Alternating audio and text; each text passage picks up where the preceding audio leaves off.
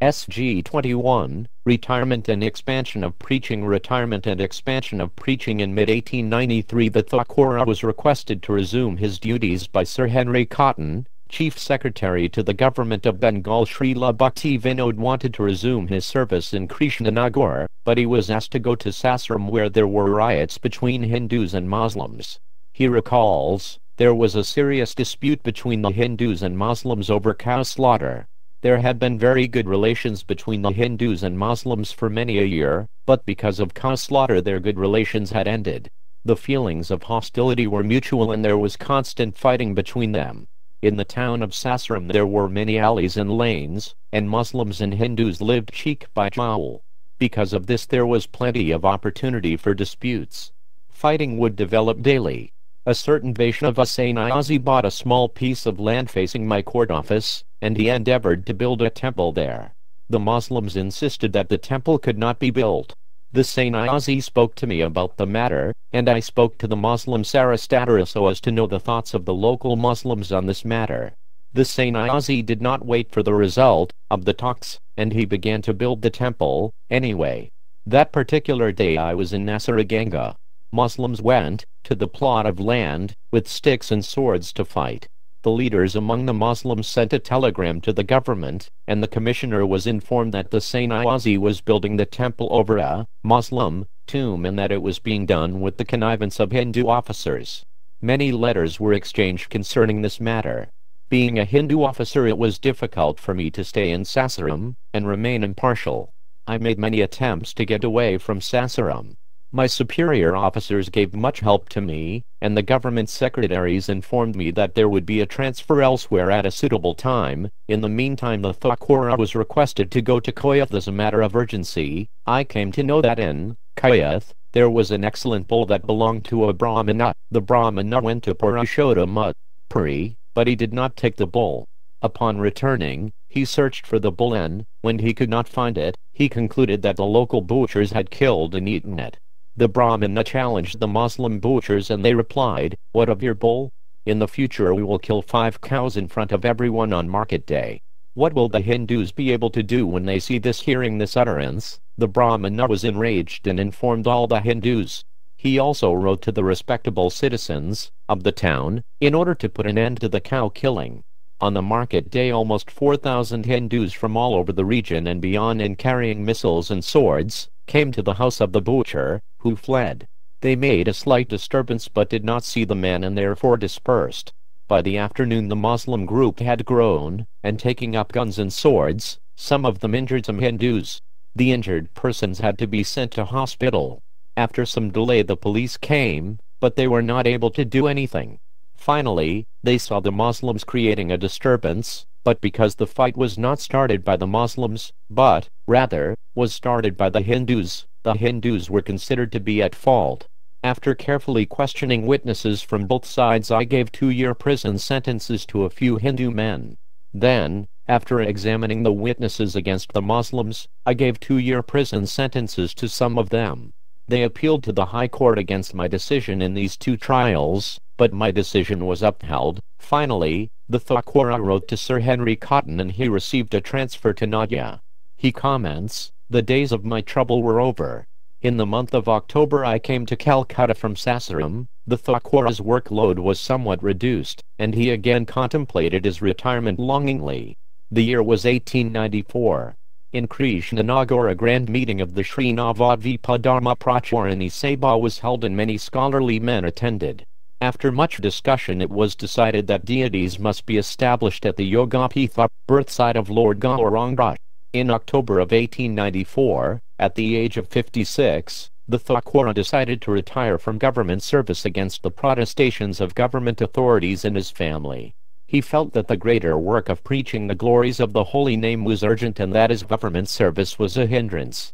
He retired to Surabhi Kunja and Gadrumadvipa, where he engaged himself fully in preaching, chanting and writing. He revised many of his previous writings, perfecting and refining them. No longer was he distracted by mundane duties. On December 6, 1894, an article appeared in the Amritabatsar Patrika that describes how, just after the Thakur's retirement from government service, He began going from door to door in Calcutta, begging donations for Lord Chaitanya's temple in Mayapura. In a spirit of perfect humility, Babu Kedarnath Dutt, the distinguished deputy magistrate, who has just retired from the service, is one of the most active members.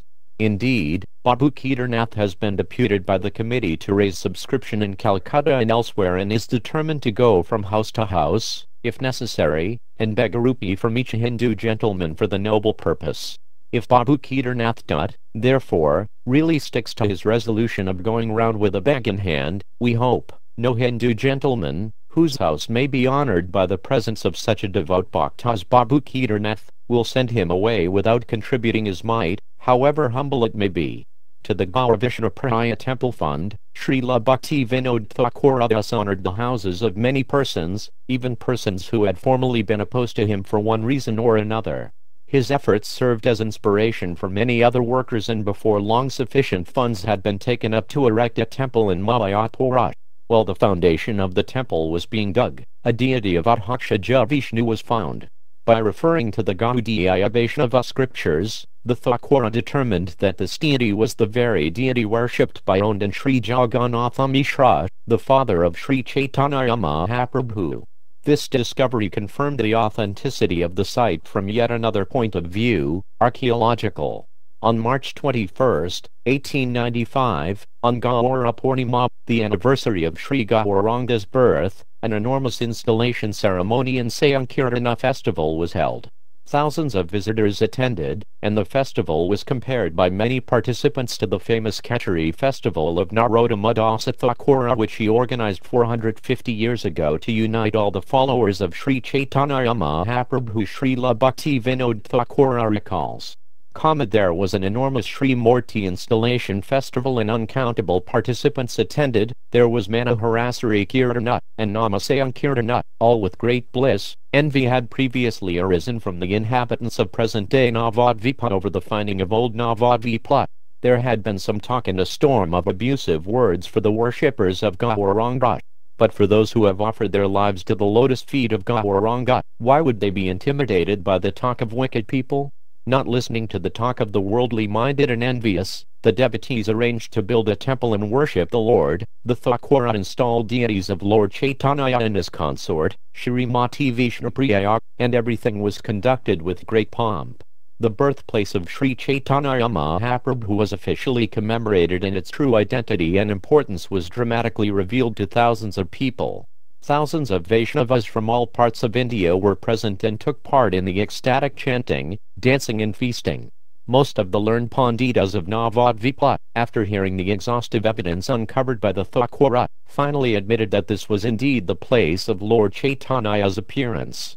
After this momentous celebration, the Thakura traveled to Tripura, a mountainous state, where Virachandra Deva Maharaja, who was devoted to Lord Vishnu, was king. The Thakura traveled there at the king's invitation in July of 1896, and for 4 days he preached about the glories of the holy name to the people there. On the first day he spoke about the eternal principles of devotion in the spiritual form of the holy name of Krishna. His lecture was filled with deep philosophical analysis and many quotations from the Vedic literature, and known even to the many Panditas and learned gentlemen in attendance. Upon hearing his talk, they became stunned with amazement at the erudition and deep realizations of the liberated Paramahansa. Many were able to grasp for the first time the transcendent nature of pure devotional service and the chanting of the holy names. For the next 2 days, the Thakura enlivened both the royal family and the general public by continuously speaking on Lord Chaitanya's sublime pastimes. Returning from Tripura to his work with the Namahatat and Gadrumadvipa, the Thakura toured all of the villages in the vicinity of Calcutta and Kumarahata, chanting the holy name and distributing the teachings of Lord Chaitanya. From the time of his retirement in 1894 until 1896 there was another incredible outpouring of preaching, writing and publication work. In 1894 he published Vedurkadidhati, a Sanskrit commentary on Sri Ishopanishad, along with a commentary by Baludeva Vidayabhushana and other commentaries as well. He also published Tattvamuktakali or Mayavada Shatadushanay, a book by Madhvacharya refuting the philosophy of Shankaracharya, with a prose Bengali translation.